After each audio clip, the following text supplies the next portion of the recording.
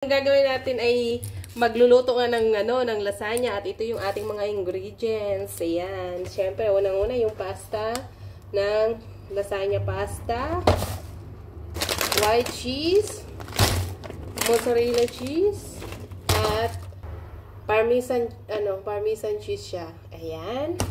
Siyempre, kailangan natin ng nido powder para sa ating white sauce at flour. At syempre, kailangan din natin ng fresh na tomato kasi wala akong yung sakan, kaya gagamitan ko na lang ng fresh na tomato. At syempre, ito siya, ground beef.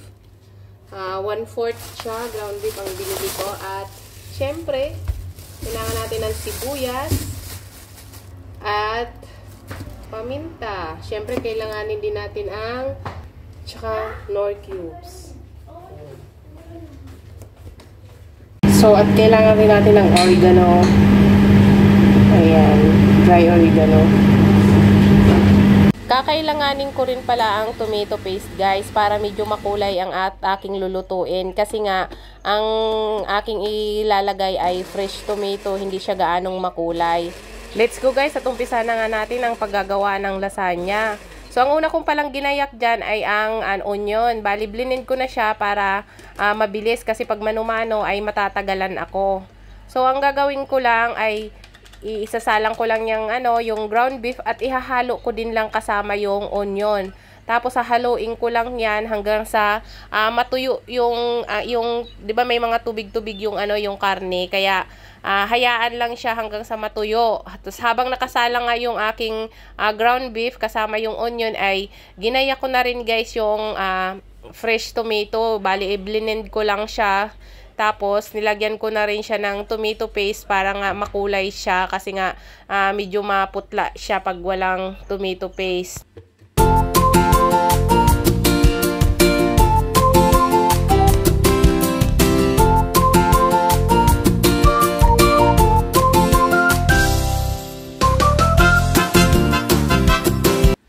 Habang biniblend ko nga, guys, ang fresh tomato is hinalo ko na rin yung tomato paste, tapos hinalo ko na rin yung Knorr cubes dyan para mas ma-mix talaga siya ng maayos.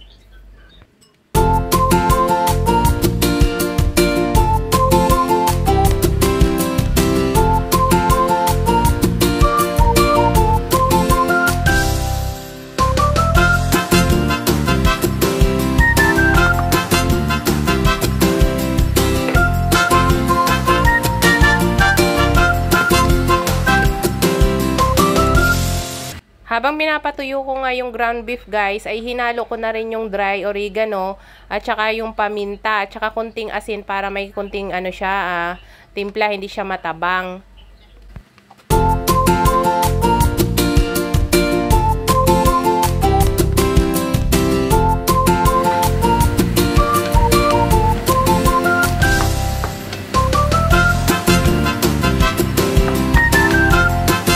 Pagkatuyo nga ng ground beef, guys, ay ilalagay ko na yung blinin kong tomato kanina.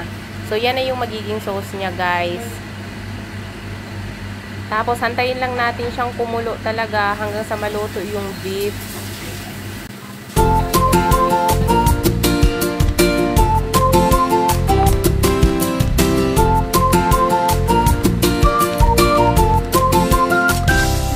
Dinagdagan ko pa nga siya ng isa pang maliit na tomato paste kasi medyo maputla siya, guys. At habang inaantay ko ngang maluto yung beef, so nagsalang na rin ako dito sa kabila ng para sa white sauce ko.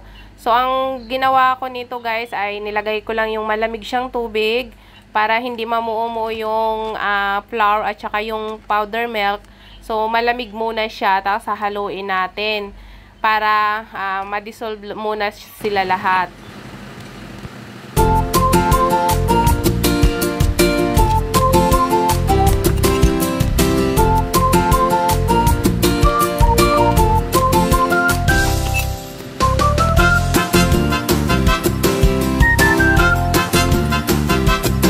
Pag nagluluto pala ako ng lasagna, guys, ay hindi ko na talaga tinatakal-takal, tansyahan lang ako, depende sa dami ng lulutuin ko. So ngayon nga yung aking lulutuin ay isang box lang naman ng lasagna pasta at saka 1/4 kilo of ground beef. Kaya 2 cups lang ng flour, tapos 1½ powder milk ang nilagay ko.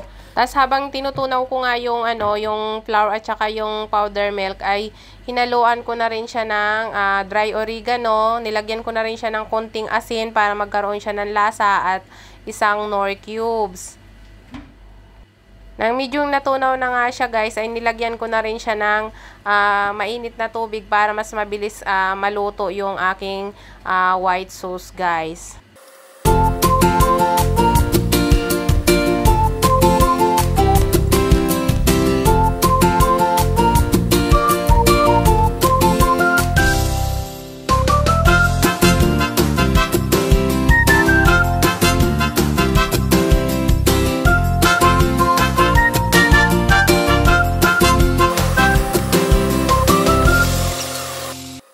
So, ayan, luto na nga ang white sauce natin, guys, at luto na rin yung ground beef natin. Kaya, ipiprepare na natin yung paglalagyan niya, guys, at ilalagay na natin yung pasta.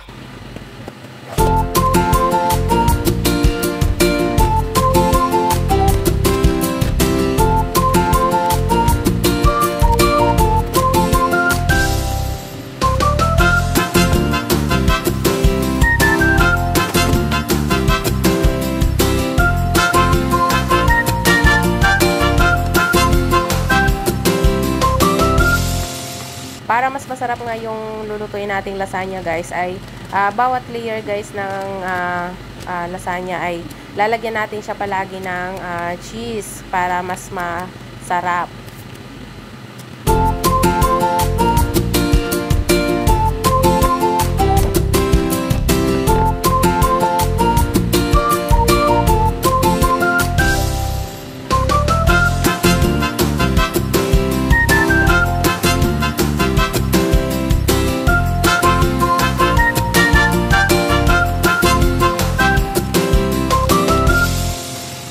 So, ang paglalagay pala ng sauce at saka ng ground beef, guys, ay hindi sila magkasama sa isang layer. Dapat, kagaya ng ginawa ko, nilagyan ko muna siya ng pasta. Then, inilagay ko yung ground beef. Tapos, after ng ground beef, lalagyan uli ng pasta. Tapos, iibabaw uli yung white sauce.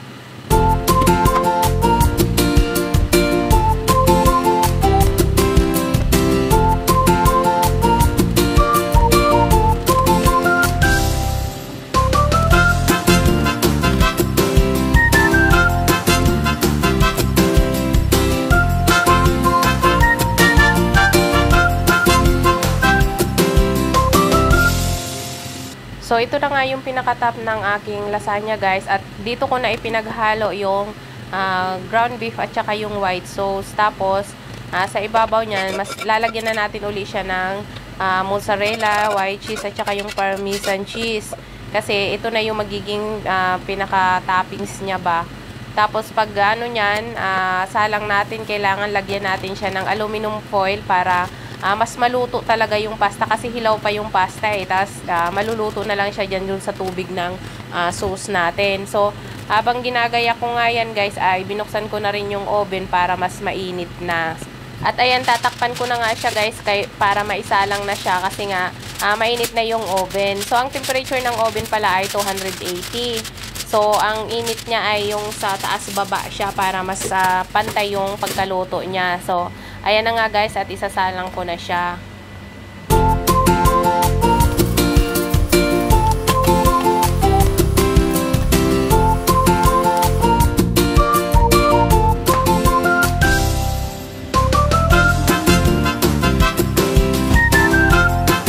After 20 minutes nga, chinik ko siya, kaya lang medyo may tubig pa. Kaya ibinalik ko muna siya. Then after nun guys, mga 15 minutes uli, nung tiningnan ko siya ay luto na siya. Kaya tinanggalan ko na siya ng aluminum foil para nga medyo maging dark yung sa ibabaw niya. At ayan na nga siya guys. Ayan na, naging perfect ang aking lasagna.